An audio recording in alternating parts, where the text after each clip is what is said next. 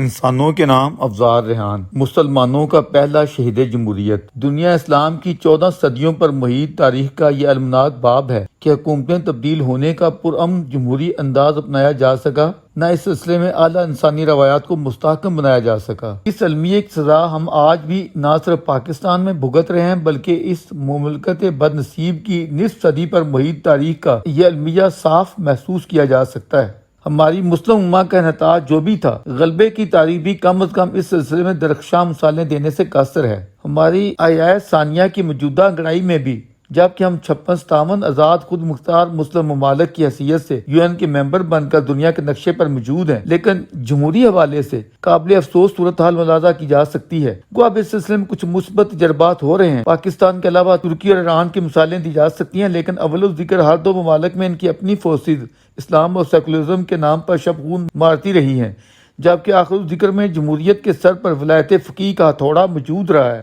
بہرحال اب Indonesia, Malaysia اور بنگلہ دیش میں بھی جمہوری کاوشیں ہو رہی ہیں۔ ہماری تحقیق کے مطابق یہ سراسر جھوٹ ہے کہ اسلام نے ایسا کوئی پولیٹیکل سسٹم دیا ہے جس کا ہمارے ہاں ڈنڈورا پیٹا جاتا ہے۔ ہاں، البتہ کچھ اصولی و اخلاقی ہدایات ضرور ہمیں اس سلسلے میں ملتی ہیں، جنہیں کھینچ تان کر اپنے اسلوب کے مطابق سسٹم بنانے یا دکھانے کی کاوشیں ہمارے اہل فن نے اپنے ادوار میں کی ہیں۔ ان اصولی و اخلاقی ہدایات میں نمایاں تر ہدایت یہ بیان ہے، وَأَمْرُهُمْ شُورَى بَيْنَهُمْ۔ عربوں میں امر قبائلی دور سے حکم، حکومت، حکمرانی کے معنوں میں استعمال ہوتا چلا آ رہا ہے، یعنی ان کی حکمرانی ان کی باہمی مشاورت پر مبنی ہوگی، جسے قائم کرنے کے لیے عربوں میں قبل از اسلام بیعت کا واضح تصور بالفعل موجود تھا۔ اس قبائلی سسٹم میں جاری بیعت کو ہم فی زمانہ ووٹ کے معنوں میں دیکھ سکتے ہیں، کیونکہ تب کے عرب تمدن میں ووٹنگ کا اس سے بہتر طریقہ موجود نہیں تھا۔ معلوم انسانی تاریخ میں اگر ہم ہلکا سا بھی جھانکیں تو اصولی ہدایات اور زمینی حقائق کی کشمکش ہر دور میں رہی ہے۔ ان دونوں میں باہمی انطباق تبدیلی کے پیغمبروں کا ہمیشہ مسئلہ رہا ہے۔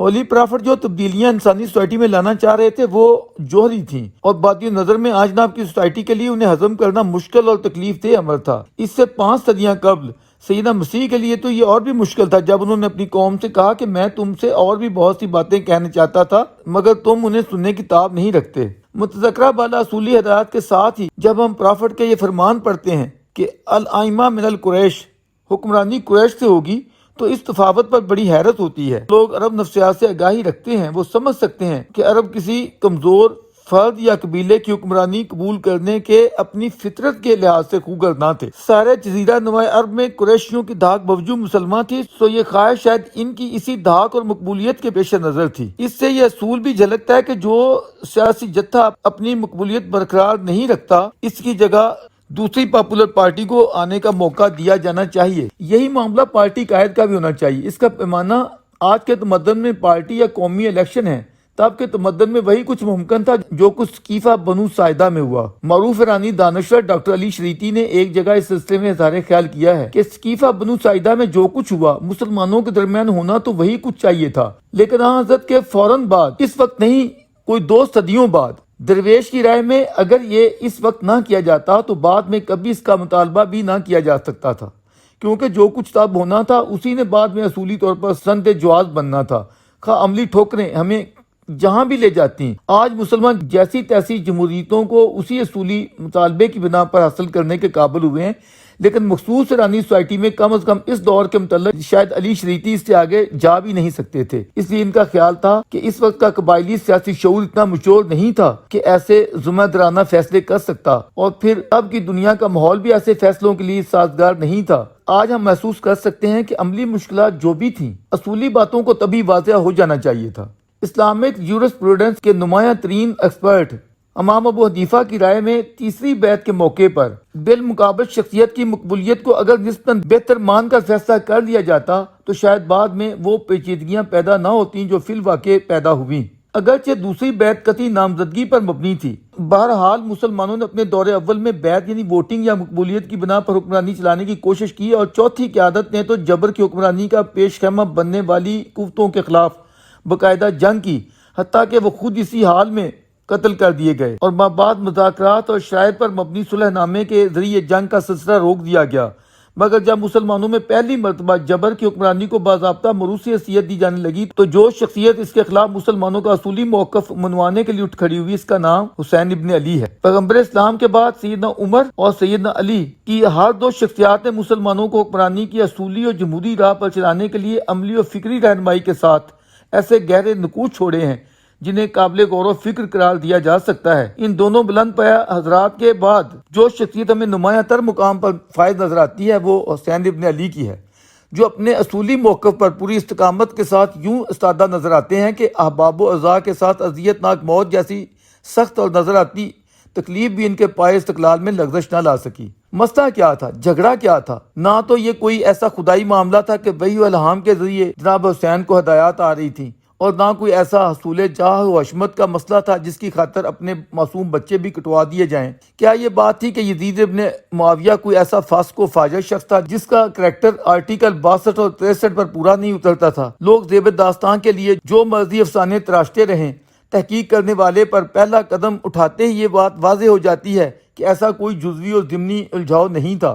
اگر ایسی بات ہوتی تو حسنین شریفین قسطنطنیہ فتح کرنے والے اس لشکر میں شرکت نہ کرتے جس کی قیادت یزید ابن معاویہ کر رہا تھا۔ اصولی بات واضح تھی، مسلمانوں کو حکمرانی کے لیے جو اصولی ہدایت دی گئی تھی اس کے مطابق ان کی حکومت ان کی بیعت سے ہی قائم ہو سکتی تھی۔ اس کے بغیر قائم ہونے والی حکومت لیجیٹیمیٹ یعنی جائز قرار نہیں پا سکتی تھی۔ اسی لیے ہولی پرافٹ نے نبوت کا سہارا ہونے کے باوجود اسے مسلمانوں پر بوجھ نہیں بنایا، اپنے بعد کے لیے نامزدگی نہیں کی، ورنہ اس وقت کی سوسائٹی کا تصور کر کے دیکھیں، وصال کے بعد کس کی مجال تھی جو ایسے فرمان سے سرے منہ انحراف کا خیال بھی کرتا۔ صدمے سے نڈھال قوم اپنے قائد جن کی پیغمبری حیثیت مسلمہ تھی کہ آخری وصیت سے فوری کھلا انحراف کرنے والے ایسے شخص کو کیسے چھوڑتی؟ آج ایسا وہم کرنا بھی مسلمہ فطری انسانی نفسیات کو جتلانے کے مترادف ہے۔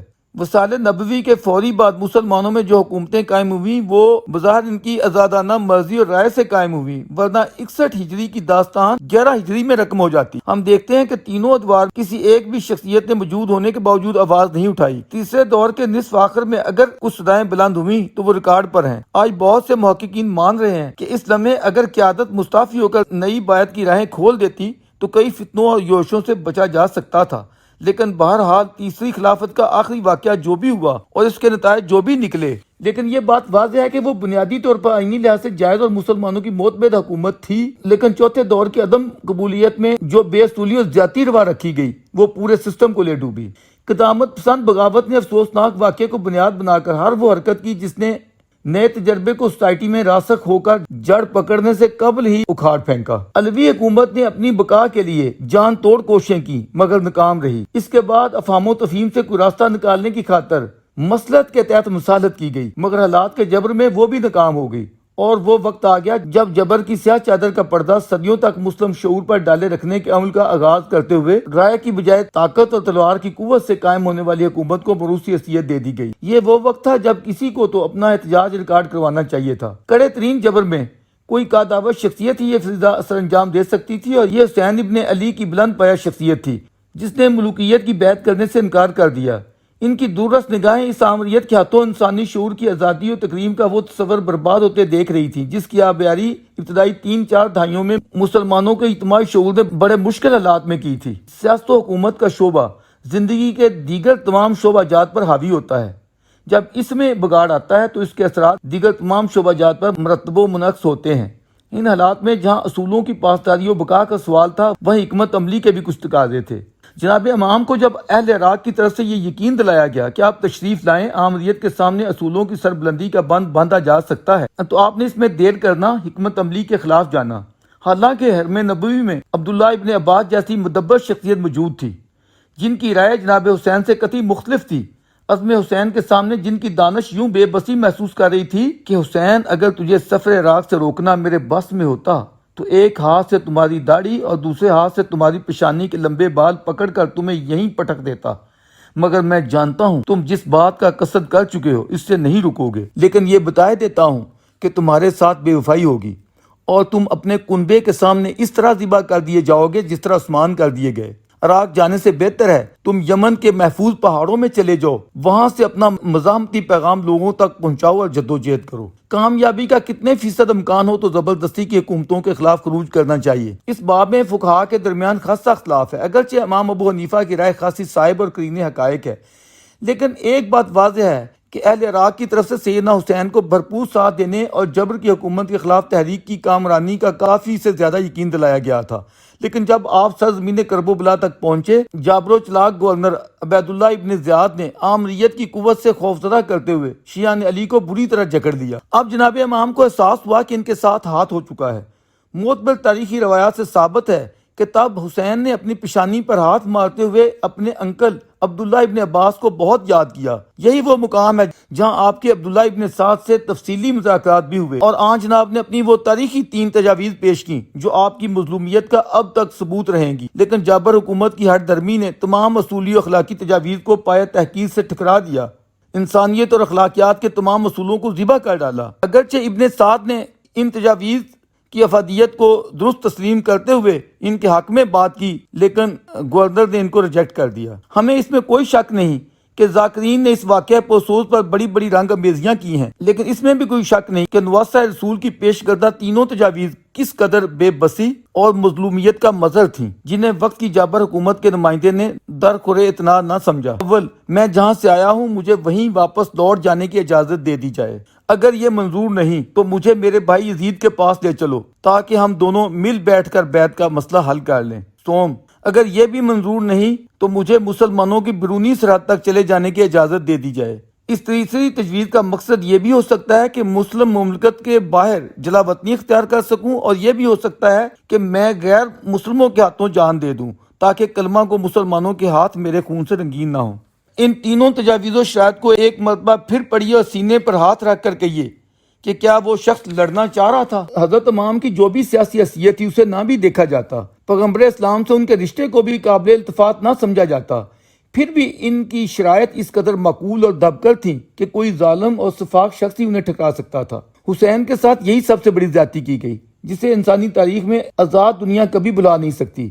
جب سنگ دلی سے ایک ہی مطالبہ دہرایا گیا کہ یزید ابن معاویہ کی بیعت کرتے ہوئے سرنڈر کرو یا پھر لڑنے مرنے کے لیے تیار ہو جاؤ۔ قدیم قبائلی عرب سسٹم میں بیعت کی اتنی طاقت تھی کہ جس کے زور سے حکومت بنتی تھی۔ اب نئی آمریت نے جو طریقہ منوانا چاہا اس میں حکومت کے زور سے بیعت لینا تھا۔ اب اگر کوئی عام شخص ہوتا تو شاید بحالات اضطرار و مجبوری آمریت کا طریقہ قبول کر لیتا، لیکن عوام نے جو راہ اختیار کی وہ جرت و استقامت کی راہ تھی، اصولوں پر ڈٹ جانے کی راہ تھی۔ اس میں ضد اور ہٹ درمی کی بات ہوتی تو آپ کبھی اپنی وہ متذکرہ بالا شاید پیش نہ کرتے، اور کچھ نہیں اگر مسلمان امپائر کی سرحد پر ہی چلے جانے دیا جاتا تو بھی زیادہ سے زیادہ جلا وطنی اختیار کرتے ہوئے ہندوستان چلے جاتے۔ اس سے آمرانہ حکومت کا کیا نقصان ہو جانا تھا، اسے بھی قبول نہ کیا گیا، لیکن ان کا خون بہا کر اس وقت کے آمروں نے وہ زیادتی کی جس کے نتیجے میں 14 صدیوں سے مومنین اس غم میں رو رہے ہیں۔ کوتاہ اندیشوں نے نفرتوں کی ایسی آگ جلائی جو قیامت تک سینوں میں جلتی رہے گی۔ حکمرانی تو آنی جانی چیز ہے، اس واقعے کے بعد سینکڑوں آئیں اور چلی گئیں، اصل چیز تو اصول ہوتے ہیں۔ میدان کربلا میں شہید ہو جانے والے زیادہ سے زیادہ 100 سال جی لیتے،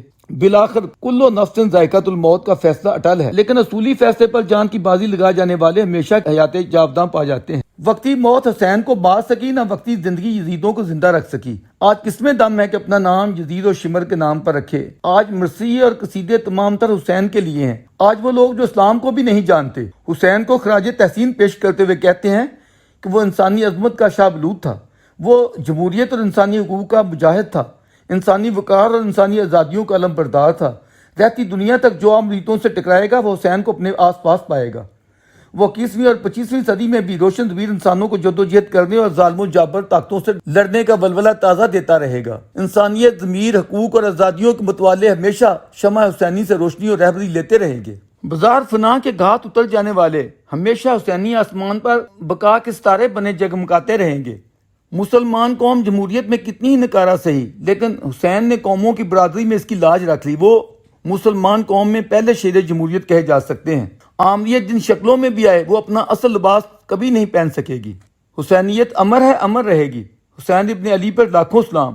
شاہ است حسین، بادشاہ است حسین، سرداد نہ داد دست درے دستے یزید، حقہ کے بنائے لا الہ است حسین۔ اس تمام تر خراج تحسین کے باوجود اور اس درد مندی کے باوجود کہ خاندان نبوت کو اس ظلم کے ساتھ قتل کرنے والے وہ مسلمان تھے جو کہہ رہے تھے کہ حسین کو جلدی مارو، ہماری نماز جمعہ قضا ہو رہی ہے۔ پھر ان شہداء کی جسموں پر جس طرح گھوڑے دوڑائے گئے اور ان کی لاشوں کے ساتھ جو بے حرمتی کی گئی، کسی کلمہ گو کو یہ توفیق بھی نہ ہوئی کہ ان کی تدفین کریں۔ روایات کے مطابق قریبی مسیحیوں کے جو دیہات تھے، مسیحیوں نے آ کر ان کی تدفین کی۔ آج سینے میں ابال اٹھتا ہے، کاش مسلمانوں میں باہمی دائمی منافرتوں کا سزاوار بننے والا یہ اولین ناخوشگوار سانحہ نہ ہوا ہوتا۔ کاش سیدنا حسین اپنے بڑے بھائی سیدنا حسن کے اسوہ کی پیروی کر لیتے، یا سیدنا عبداللہ ابن عباس کی حکمت و دنائی قبول فرما لیتے، یا پھر سرزمین عراق میں آمریت کے نمائندے اپنے چہرے داغدار کرنے کی بجائے آپ کی تینوں مظلومیت کی مظہر شرائط میں سے کسی ایک کو قبول کرتے ہوئے اپنے شہریوں کے جمہوری انسانی حقوق کا احترام کرتے۔